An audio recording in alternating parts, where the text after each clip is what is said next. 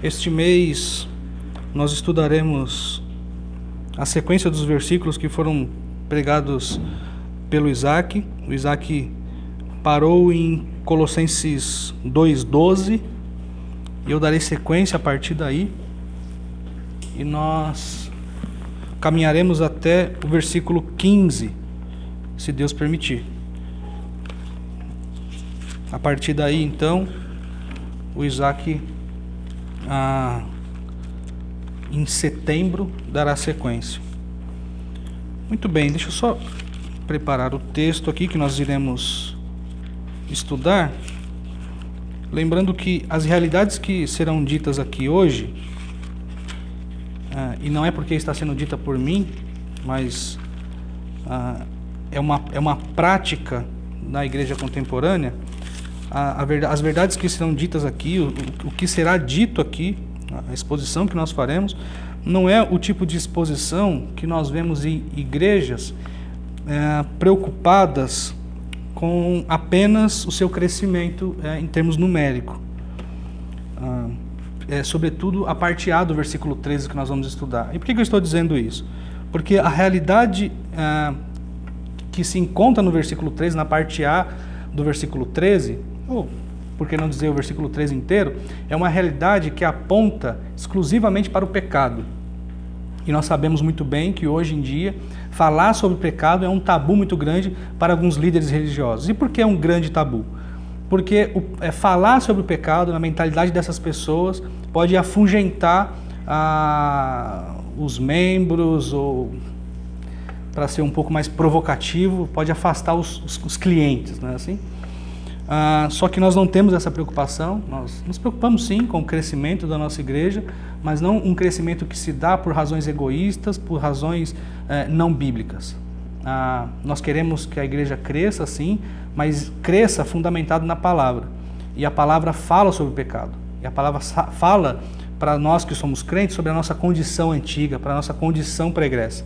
E é isso que o texto vai falar aqui nessa manhã, e é isso que eu vou falar aqui nessa manhã. Muito bem, meus irmãos, o texto então encontra-se em Colossenses, capítulo 2. Nós vamos expor o versículo 13 aqui hoje. Eu farei essa exposição, no entanto nós vamos ler, como de costume, até o versículo 15, que é o final desse parágrafo. Muito bem, Colossenses 2, versículo 13 até o versículo 15, diz assim a palavra de Deus: Quando vocês estavam mortos em pecados e na incircuncisão da sua carne, Deus os vivificou com Cristo.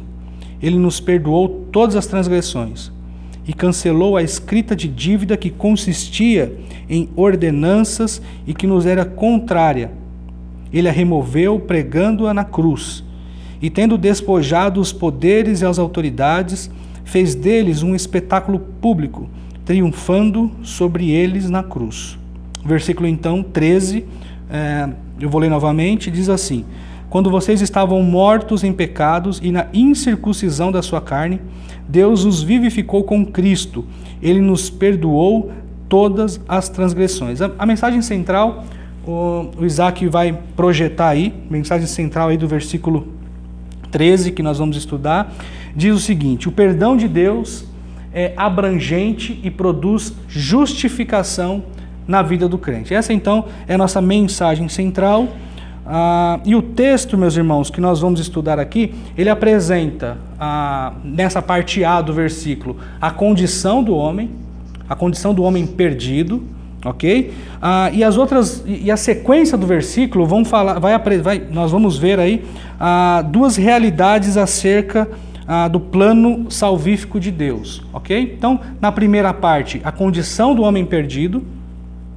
E na sequência do versículo, nós estudaremos sobre duas realidades acerca do plano salvífico de Deus. Muito bem, meus irmãos. A condição do homem, então, ela é muito evidente.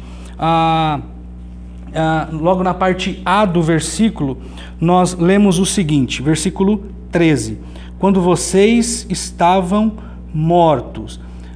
Vocês vão se lembrar aqui que Paulo, nós dissemos aqui em domingos anteriores aí, passados, que Paulo ele gosta de usar de um artifício que é remeter os seus leitores para questões que aconteceram ou para realidades do passado. ok? No versículo 1, por exemplo, aliás, no capítulo 1, olhem comigo aí, versículo 21, capítulo 1, versículo 21, olha o que diz. Antes vocês estavam separados de Deus. Então notem, meus irmãos, que esse artifício de Paulo de remeter seus leitores para uma condição do passado é algo comum.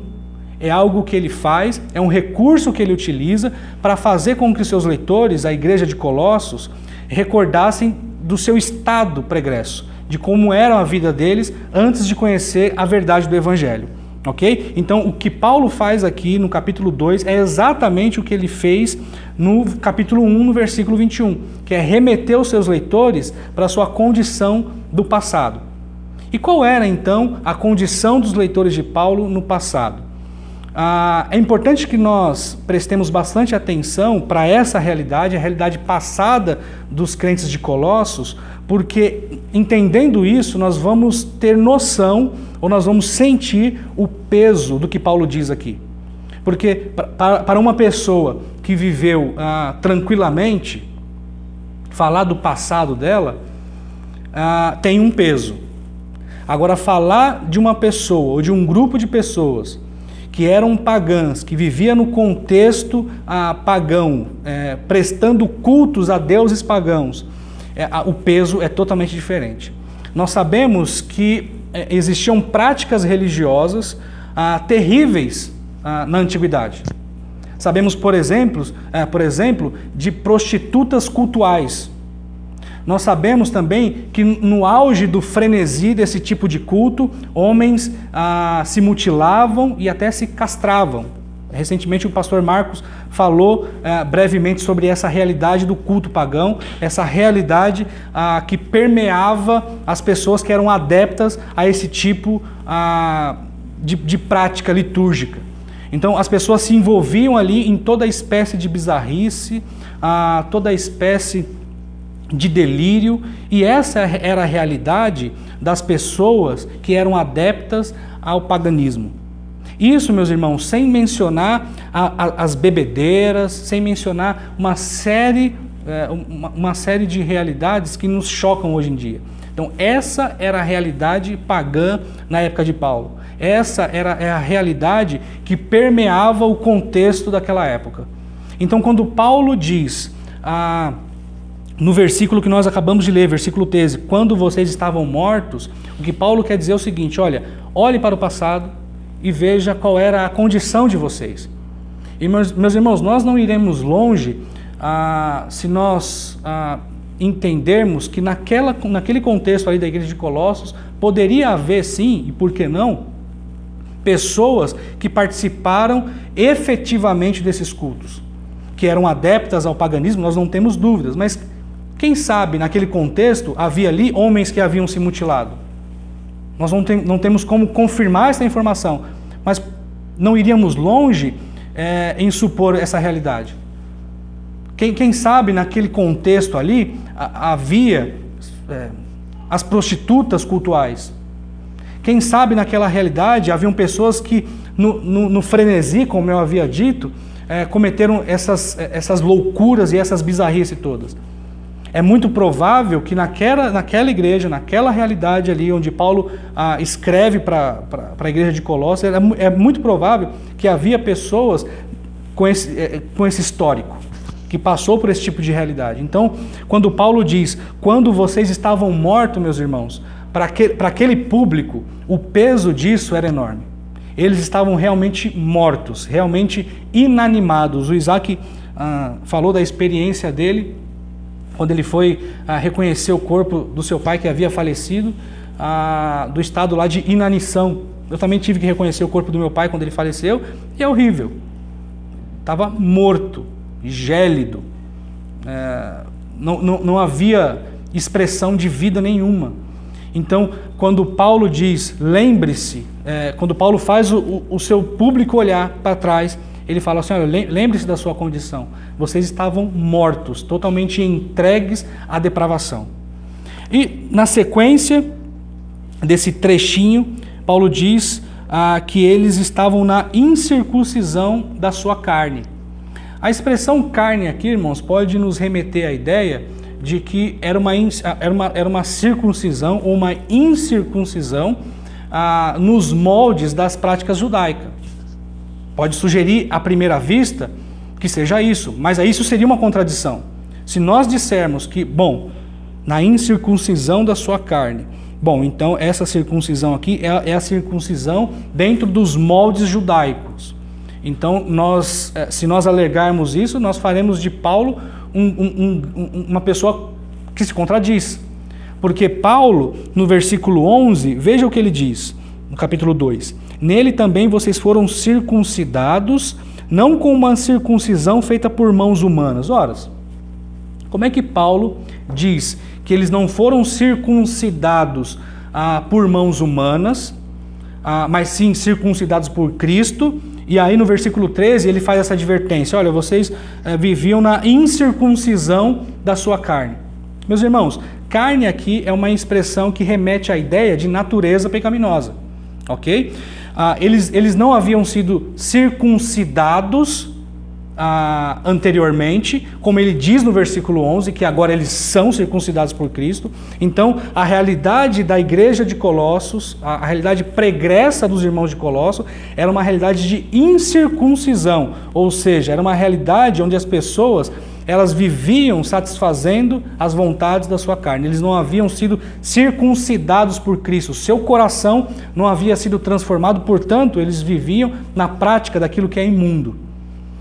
Essa é uma explicação básica acerca dessa expressão. No entanto, meus irmãos, se nós considerarmos a aplicação dessa realidade incircuncisão, se nós aplicarmos o significado que existe no Antigo Testamento, nós veremos que isso se agrava ainda mais, se é que é possível dizer isso.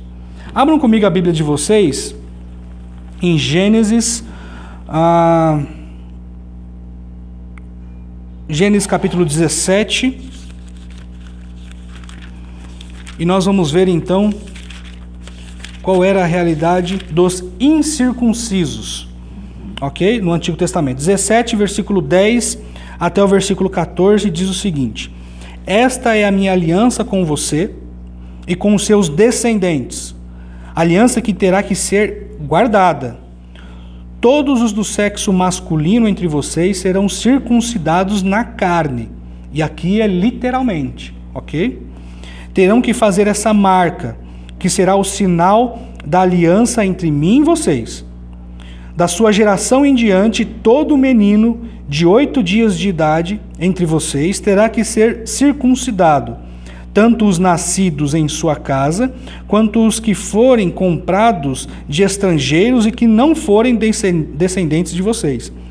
Sejam nascidos em casa, sejam comprados, terão que ser circuncidados. Minha aliança, marcada no corpo de vocês, será uma aliança perpétua. E aí o versículo 14.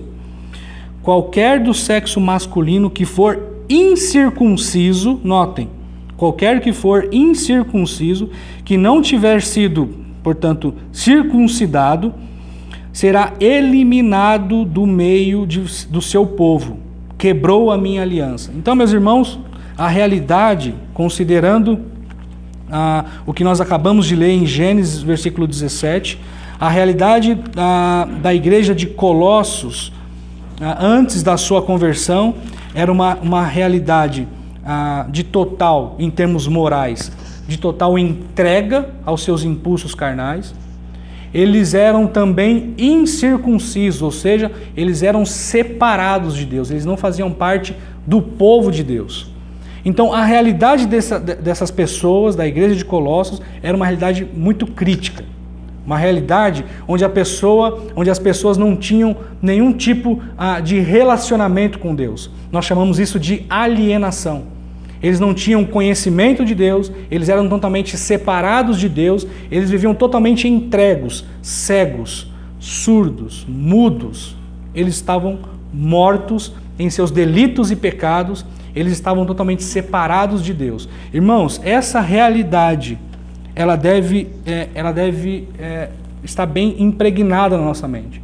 Nós não devemos nos esquecer da nossa condição pregressa. E talvez alguns de vocês podem dizer, mas Robson, a minha vida pregressa era uma vida tranquila. Eu nunca cometi nenhum crime, eu nunca me envolvi com nada perante a lei, nada errado. Eu nunca cometi nenhum tipo de coisa que pudesse talvez denegrir a minha imagem. No entanto, meus irmãos, assim como os crentes de Colossos antigamente eram, nós éramos incircuncisos, ou seja, nós estávamos separados de Deus. E acreditem, meus irmãos, essa separação ela é terrível. A realidade do inferno ela é negligenciada. Assim como, obviamente, a realidade do pecado é negligenciada em muitos púlpitos. Mas a realidade do inferno ela é terrível e ela é real. Aquelas pessoas que nós conhecemos, que nós gostamos tanto e que nós dizemos eventualmente, só falta ser crente. Não é só isso. Não é só isso. Essa pessoa que nós amamos e muitas vezes fazem parte dos nossos laços familiares, se elas não conhecem a Cristo, elas são incircuncisas e, portanto, estão separadas de Deus e, consequentemente, meus irmãos, estão destinadas para o inferno. E isso deve nos chocar. Isso deve causar em nós o mesmo impacto que causou na igreja de Colossos. Eles estavam separados de Deus, totalmente distante deles, e essa também era a nossa realidade. Meus irmãos, isso é muito sério. Isso é muito sério. Muito bem, meus irmãos, tendo isso em vista, então, essa ideia de alienação, essa ideia de incircuncisão, portanto, essa separação de Deus, se nós olharmos para o versículo 21, e eu achei isso bastante interessante, nós começamos a compreender como a mentalidade de Paulo ela vai se construindo. Porque no versículo 21 do capítulo 1, embora ele não diga, olha, vocês são incircuncisos, nós percebemos que Paulo tinha exatamente essa ideia em mente. E quando ele chega no versículo 13 do capítulo 2 e diz vocês eram incircuncisos, o que ele está querendo dizer para a gente, na verdade, o que ele está fazendo, na verdade, é uma reafirmação do que ele havia dito no versículo 21. Uma reafirmação quase que na íntegra. Olha o versículo 21. Antes vocês estavam separados de Deus. Ora, meus irmãos, o que nós acabamos de aprender em Gênesis 17? Que a incircuncisão, o fato da pessoa ser incircuncisa, implicava na sua separação de Deus. Não fazia parte do povo de Deus. Então, Paulo, quando ele diz no versículo 21, olha, vocês estavam separados de Deus. Paulo está impregnado com essa mentalidade de Gênesis 17. Versículo 21 do capítulo 1. Antes vocês estavam separados de Deus e na mente de vocês eram inimigos por causa do mau procedimento de vocês. A condição dos colossenses, então, meus irmãos, era uma condição de total inimizade, uma condição de alienação com relação a Deus. Terrível isso, não é mesmo? A situação de separação de Deus dos colossenses é, na verdade, a mesma realidade nossa antes de conhecer a Jesus Cristo. Enquanto nós, meus irmãos, não tivermos uma consciência da nossa condição passada, a realidade da salvação ela vai ser de pouca importância. Hoje em dia as pessoas dão pouco valor para essa questão da salvação, porque elas não têm noção de onde Deus pode tirá-las. As pessoas estão separadas de Deus e destinadas para o inferno. E a pregação do Evangelho se torna então urgente, meus irmãos. Mais urgente do que a gente pode imaginar. Então esse seria aí o ponto 1 dessa exposição, que fala acerca da condição do homem perdido. Mas o texto continua, e como eu havia dito para vocês, a partir daqui nós veremos então duas realidades, vamos dizer assim, da obra de Cristo, ou do perdão de Deus. O tema central, a mensagem central diz o seguinte: o perdão de Deus é abrangente e produz justificação na vida do crente. Agora, propriamente dito, nós veremos aí quais são então essas duas realidades e esses dois efeitos, portanto, da obra de Cristo. Dando sequência então ao nosso texto, ele diz, capítulo 2, versículo 13 a parte B do versículo diz o seguinte: Deus os vivificou com Cristo. Irmãos, eu não sei se vocês notaram aqui, mas Paulo ele faz uma espécie de antes e depois, que retrata qual era a condição pregressa da igreja de Colossos, ou dos membros da igreja de Colossos, dizendo, olha, vocês estavam mortos, vocês estavam separados de Deus, e agora nós temos um depois. É muito comum nós vermos isso, né? A pessoa era gordinha e depois emagreceu, e aí ela faz um antes e depois dela, né? Eu nunca fiz isso porque eu sabia que o meu antes, ainda que houvesse um depois, voltaria a ser antes. Então eu nunca fiz isso, para não tornar minha situação ainda mais constrangedora. Mas enfim, existe um antes e um depois. Então a pessoa tirou a foto lá na época que era gordinha, depois ela tira uma foto, olha como eu estou magrinha. E Paulo faz basicamente isso. Então, ele fala da realidade passada, que nós acabamos de ver, e agora ele fala do depois. E qual que é então o depois da igreja de Colossos? Deus havia os vivificado com Cristo. E aqui, meus irmãos, é importante que nós prestemos bastante atenção para não deixar escapar uma verdade muito importante. Notem, quem vivificou a igreja de Colossos, quem vivificou os colossenses, não foi Epáfras, já que Epáfras foi aquele que levou o evangelho até a igreja de Colossos.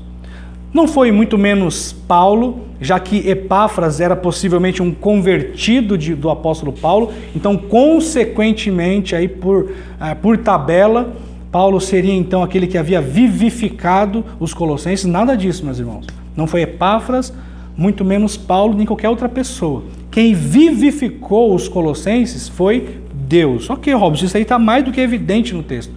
Mas, meus irmãos, ainda que isso esteja evidente no texto, claro como a luz, muitas pessoas dizem que o protagonista da salvação, na verdade, são elas mesmas. Então, eu dou o primeiro passo, eu escolho Jesus Cristo, eu tive a ação na minha conversão, na minha transformação de vida. E, meus irmãos, isso não é uma verdade. O que nós temos aqui é um ato de Deus, é Deus indo até a pessoa. No contrário, meus irmãos, se dependesse de nós mesmos, sinceramente, nós ainda estaríamos separados de Deus, incircuncisos.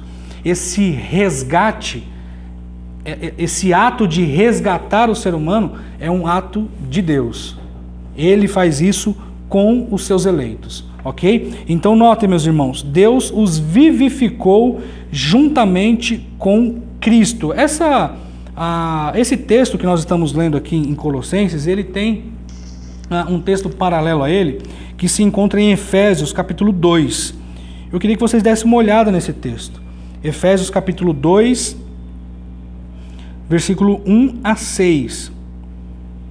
E aí vocês vão entender, mais do que nunca, por que nós dizemos que Efésios é a carta prima, e às vezes nós dizemos até que é a carta irmã de Colossenses. Olha o que ele diz, Efésios 2, do 1 ao 6. Vocês estavam mortos em suas transgressões e pecados, nos quais costumavam viver quando seguiam o presente ordem deste mundo e o príncipe do poder do ar, o Espírito que agora está atuando nos que vivem na desobediência. Esse é o retrato do homem sem Deus, do homem perdido. Anteriormente, todos nós também vivíamos entre eles, satisfazendo as vontades da nossa carne, seguindo os seus desejos e pensamentos. Como os outros, éramos por natureza merecedores da ira. Todavia, Deus, que é rico em misericórdia, pelo grande amor que nos amou, notem, meus irmãos, aqui. Todavia, Deus, que é rico em misericórdia. Percebam aí Deus como protagonista dessa questão salvífica, ok? Todavia, Deus, que é rico em misericórdia, pelo grande amor com que nos amou, deu-nos vida juntamente com Cristo. Estão percebendo aí o paralelo entre os dois textos? Quando ainda estávamos mortos em transgressões, e aí ele continua, pela graça vocês são salvos.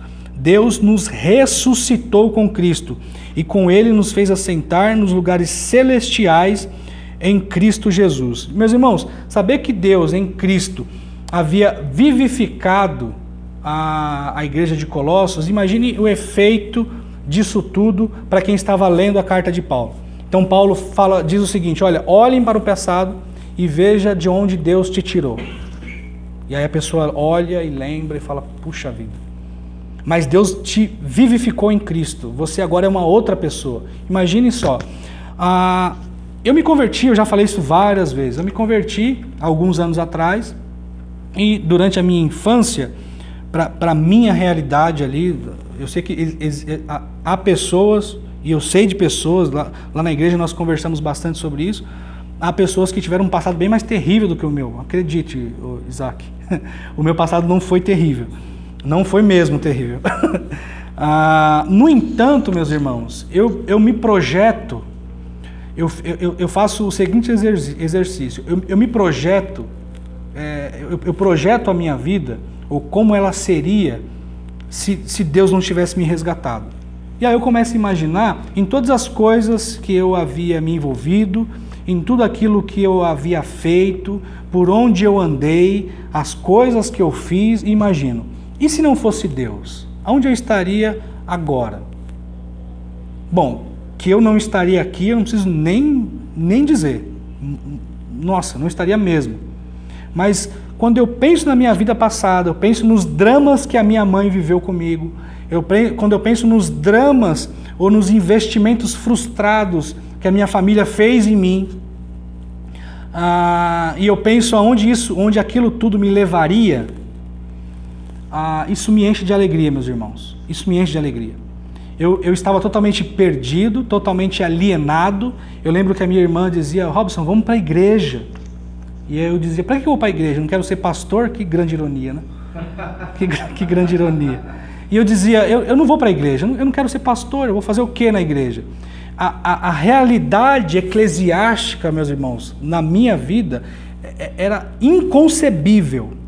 Eu não tinha a menor condição na minha cabeça de entrar pela porta de uma igreja, de fazer o que vocês estão fazendo agora, sentar e ouvir alguém falar. Eu não tinha a menor... Irmãos, eu não sei se vocês têm noção do que eu estou dizendo, do peso que eu estou dizendo. Não existia a menor possibilidade de eu fazer isso. Eu não tinha condições intelectuais, inclusive, de sentar, cruzar meus braços e ouvir. Isso para mim era insuportável. Eu não conseguia fazer isso numa sala de aula. Eu não conseguia sentar numa cadeira e ouvir a professora falar lá por alguns minutos. Era terrível para mim, eu não conseguia fazer isso. Mas por ironia, por uma grande ironia, Deus meio que desafiando as possibilidades naturais, Ele me chamou. E hoje eu anseio, a Mônica até, o Isaac escreveu uma pastoral, falando que nós hoje nos deleitamos naquilo que nós gostamos de fazer. E às vezes eu começo a ouvir ou alguma aula, ou alguma pregação, e eu fico lá, estático, durante 1, 2 horas, e eu, preciso sair daqui, preciso sair daqui, porque isso que era para mim repulsivo, tornou-se um deleite. Eu estava morto e Deus me deu vida em Cristo Jesus. Então, esse peso, meus irmãos, talvez várias pessoas não tenham, mas esse peso para mim é muito significativo. Eu saí de uma realidade podre, de uma realidade estúpida e ignorante, para uma realidade como a nossa hoje. Eu saí de uma realidade de mentira e passei para uma realidade da verdade. Hoje, meus irmãos, podemos dizer, eu, assim como vocês, cada um de vocês aqui, somos defensores da verdade. Como pode isso? Como pode um jovem ignorante, um jovem estúpido, um jovem envolvido com coisas que não são lícitas, agora se tornar, assim como cada um de vocês aqui, defensores da verdade, propagador da verdade? Meus irmãos, só Deus faz isso. Agora vocês imaginem essa realidade na cabeça dos colossenses. as pessoas envolvidas com prostituição, as pessoas mutiladas eventualmente por causa de práticas religiosas, alcoólatras, todo tipo de pessoa, agora elas leem o que Paulo está escrevendo e diz: olha, vocês viviam assim, mas Cristo te deu vida. Meus irmãos, isso infla a pessoa, isso faz ela olhar para a sua realidade passada, agora presente e agora para Deus também, e falar: Senhor, muito obrigado porque eu realmente estava morto, mas agora eu estou vivo por tudo que o Senhor fez por mim, por meio de Cristo Jesus. Essa é a mentalidade e é isso que Paulo queria imprimir na cabeça dos colossenses. E essa é a nossa realidade, meus irmãos. Essa é a nossa realidade. Ainda que você não tenha vivido coisas que outros irmãos tenham vivido, essa é a realidade de todos nós. A realidade da incircuncisão, ela é uma realidade para todos os descrentes, independente se ele foi um bandido no passado, independente se ele foi alguém certinho.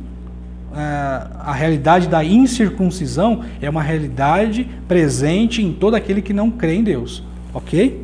Então isso deve ficar imprimido na nossa cabeça, como ficou imprimido ou impresso na cabeça dos colossenses. Muito bem, meus irmãos, essa seria então a primeira realidade.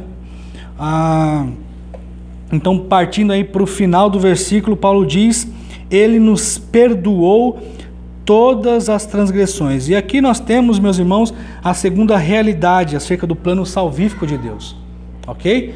A primeira realidade, então, é o efeito da obra de Cristo, ok? Cristo nos vivificou. E a segunda, que diz respeito à abrangência do perdão de Deus. Afinal de contas, qual é a abrangência desse perdão? Ele nos perdoa de tudo, absolutamente tudo?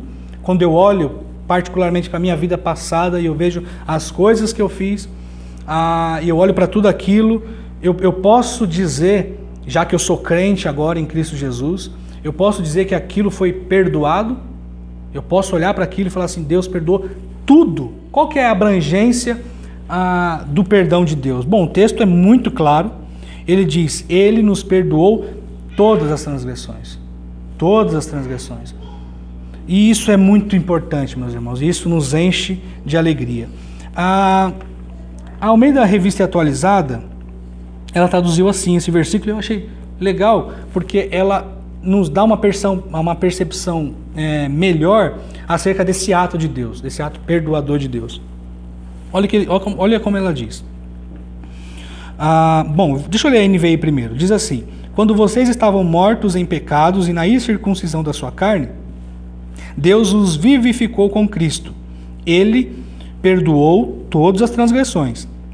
Na Almeida, Revista Atualizada, diz assim: e a vós outros, que estáveis mortos pelas vossas transgressões e pela incircuncisão da vossa carne, vos deu vida juntamente com ele, perdoando todos os nossos delitos. Eu gostei dessa tradução porque nos dá uma ideia melhor e mais viva acerca de como Deus, em Cristo Jesus, nos dá vida. Como que Ele nos dá vida? O texto diz: perdoando todos os nossos pecados. Então, essa vida, meus irmãos, não é o tipo de vida, não é o tipo de vida daquela... Eu acho que foi você que postou recentemente aí do Ciro Gomes: olha, eu vou cancelar aqui todas as dívidas. Foi você que postou isso? Lá no Remar, né? Olha, eu vou cancelar suas dívidas para que você volte a fazer novas dívidas. Vou limpar o seu nome para que depois, agora com o nome limpo, você tenha crédito e, portanto, tenha condições de fazer mais dívida para que você volte novamente ao Serasa e tudo mais. A ideia é totalmente oposto. Ele vos deu vida juntamente com Cristo, perdoando os seus delitos, mas para que você tenha uma vida consagrada a Ele. Não para que você volte a pecar. Você não tem crédito agora. Eu fui perdoado por Deus. Ok, então agora eu tenho crédito. Agora eu posso voltar a pecar porque eu não tenho problemas com isso, já que eu fui perdoado. A ideia não é essa. Nós somos perdoados para ter uma vida digna do Senhor. Nós aprendemos isso no começo do texto. Mas muito bem, meus irmãos, fechando aí a digressão, eu achei aquilo tão estúpido que serve do mau exemplo aqui que eu quero dar na exposição do que eu estou fazendo aqui. É tão ridículo aquilo que eu quero mostrar para vocês. Olha, que estupidez. Mas enfim. Irmãos, a essa altura então, nós sabemos que a nossa vida, a vida que nós temos em Cristo, ela é decorrente do perdão que nós temos em Cristo Jesus, ok? E qual é a abrangência desse perdão? Ele perdoa todas as nossas transgressões. E o que significa isso, meus irmãos? O que significa ser perdoado por Deus?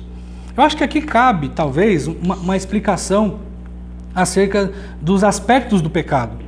O pecado ele tem pelo menos 3 aspectos, meus irmãos. Primeiro é o pecado, como é que a gente pode dizer? A ação pecaminosa, eu anotei aqui. Nós podemos, um dos aspectos do pecado é a ação pecaminosa. O que é isso? É tudo aquilo que nós praticamos que desagrada a Deus. Isso é uma ação pecaminosa.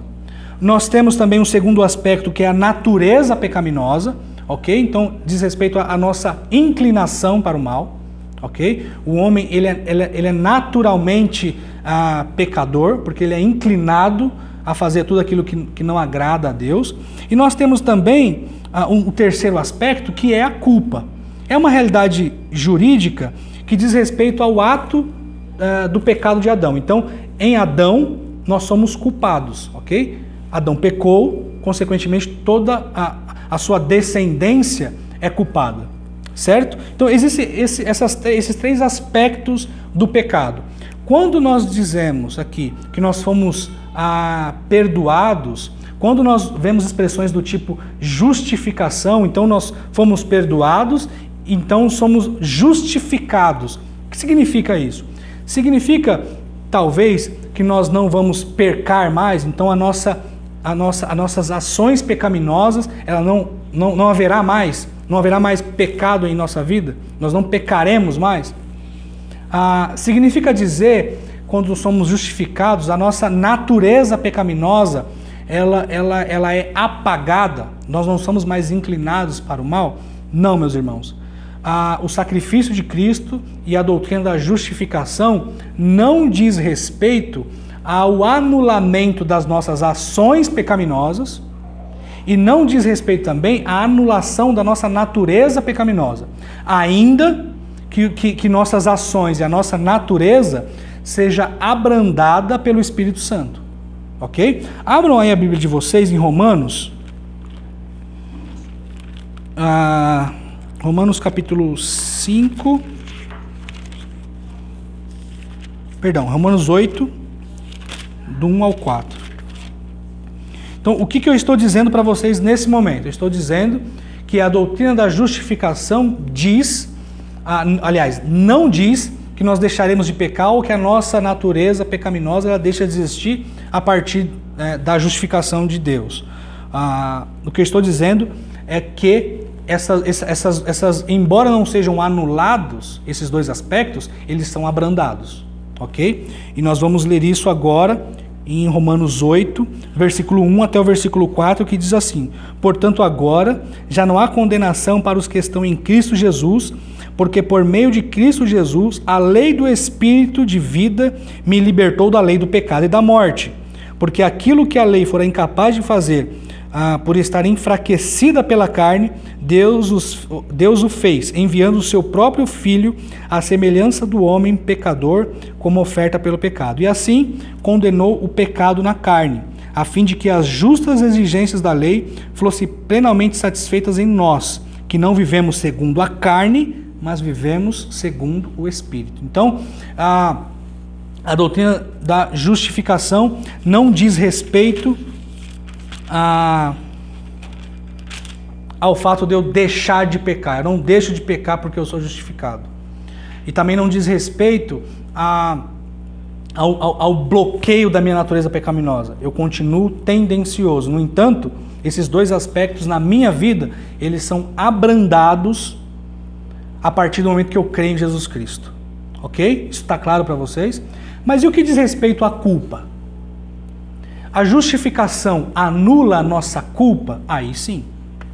Se por um lado eu não deixo de pecar, se por um lado eu continuo com a minha natureza pecaminosa, refreada, mas ela ainda está lá, por outro, com a morte de Cristo, por meio da minha fé, pela graça de Deus, aí sim eu deixo de ter culpa. Eu não sou mais culpado. Por isso eu estou justificado. O perdão de Deus, então, meus irmãos, é abrangente e produz justificação. Eu não sou mais culpado, agora eu sou inocente. O que Ele vê em mim é alguém inocente por causa do sacrifício de Cristo. Abre aí em Romanos 5,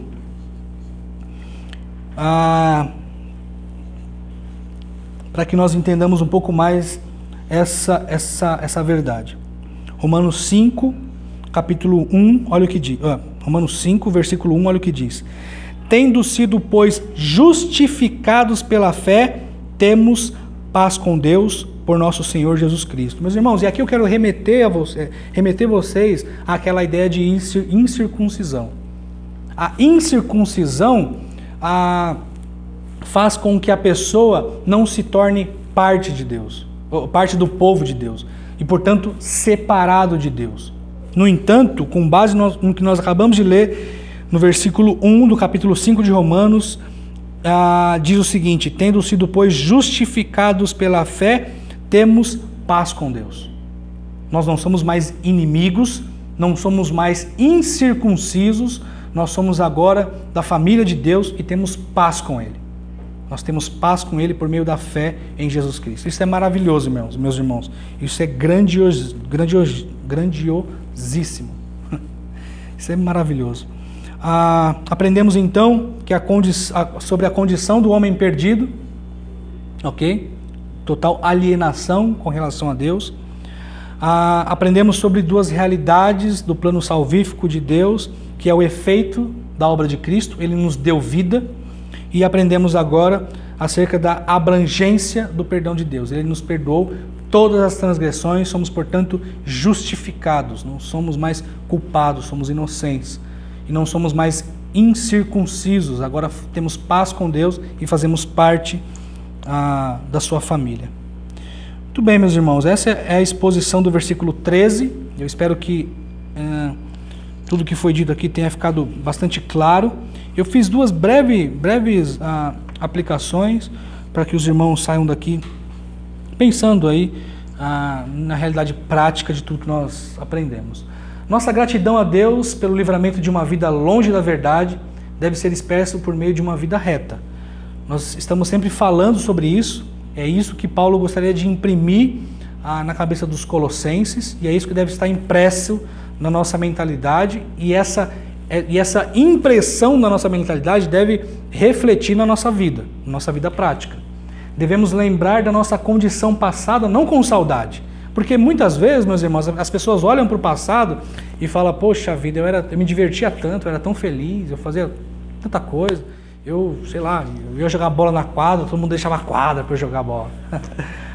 E olha que saudosismo. Não, pessoal, é muito comum na roda, principalmente na roda de homens, as pessoas falarem de como elas eram com um certo saudosismo. Não, cara, eu quando chegava no lugar ali, as pessoas, ou então, olha, eu era assim, e olha como é que eu era, olha a minha desenvoltura. Meus irmãos, não devemos olhar para o nosso passado com saudosismo, com saudade. O nosso passado, muitas vezes, aponta para uma realidade, muitas vezes não, sempre aponta para uma realidade de alienação de Deus, de separação. Então, o nosso passado era terrível. Nós estávamos separados de Deus, ok? Não devemos lembrar da nossa condição passada com saudade, mas com repulsa. Isso deve ser para nós repugnante. O fato de Deus ter nos dado vida por meio de Cristo deve determinar a quem servirmos. Nós somos comprados por Cristo. Naqueles filmes lá onde os escravos são comprados, quando eles são comprados, resgatados, eles passam a servir um outro Senhor. Na condição de mortos e incircuncisos, nós vivíamos satisfazendo as necessidades da nossa carne, os desejos da nossa carne. Nós éramos o nosso grande Deus e grande Senhor, mas agora nós fomos comprados pelo sangue de Cristo, ok? Portanto, devemos servir a um outro Senhor. Não fazemos o que nós queremos mais, fazemos aquilo que Ele espera que nós façamos. Se enquanto estávamos mortos, satisfazíamos as vontades da nossa carne, agora que estamos vivos pela graça, devemos viver debaixo do senhorio de Cristo. E isso deve nortear toda a nossa vida, meus irmãos. Nós não vivemos mais para satisfazer nossos anseios, nós não vivemos para satisfazer nossas vontades, mas nós vivemos nessa vida para satisfazer aquilo que Deus quer que nós satisfaçamos. E isso deve estar impregnado na nossa vida, na nossa mentalidade. Ok, meus irmãos? Espero que tenha sido edificante para vocês tudo que foi dito aqui.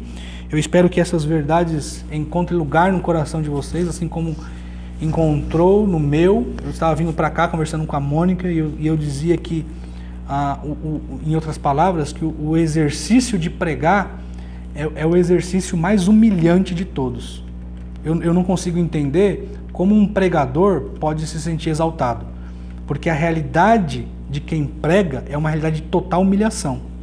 Como somos humilhados toda vez que temos que pregar sobre coisas que dizem respeito à nossa realidade, a realidade da vida de quem prega. E é isso. Eu conversando com a Mônica, eu falei, como me quebra o exercício de pregar? Como me quebra? Eu poderia não desejar isso, mas eu não sei o que acontece, mas eu desejo isso. Eu desejo estar aqui, eu desejo ensinar os irmãos, mas isso não anula o fato de que isso me destrói, que isso me coloca no meu lugar e que isso faz olhar para os meus irmãos e para todos que estão à minha volta como pessoas semelhantes a mim. E muitas vezes eu me coloco até numa condição até de inferioridade, porque, meus irmãos, essas realidades, quando tristes por um lado, mas contentes por outro. Vocês conseguem entender isso? É a realidade de todos, né? Por isso que eu sou exatamente como vocês, meus irmãos, exatamente como vocês. Vamos orar? Poderoso Deus, muito obrigado por tão grande salvação. Obrigado porque, se éramos cegos e mortos, hoje nós vemos e temos vida. Muito obrigado por ter nos tirado das trevas, as mais densas trevas. Muito obrigado, Deus, porque a nossa ignorância, ela não perdurou. Muito obrigado pelo resgate. Muito obrigado por olhar para nós agora e não vermos mais culpados e não ver mais inimigos do Senhor, mas sim inocentes e membros da Tua família. Senhor Deus, saber que um dia estávamos separados, saber que um dia éramos Teus inimigos e agora não mais, isso nos enche de alegria, Deus. Que o Senhor possa fazer desta realidade algo mais do que presente em nossa vida. Que o Senhor possa nos dar a perfeita consciência da nossa condição passada, da nossa condição presente. Muito obrigado, Senhor, pelo antes e depois. Muito obrigado pela graça que foi derramada sobre nossa vida. Nós oramos em nome de Jesus, o nosso grande resgatador. Amém.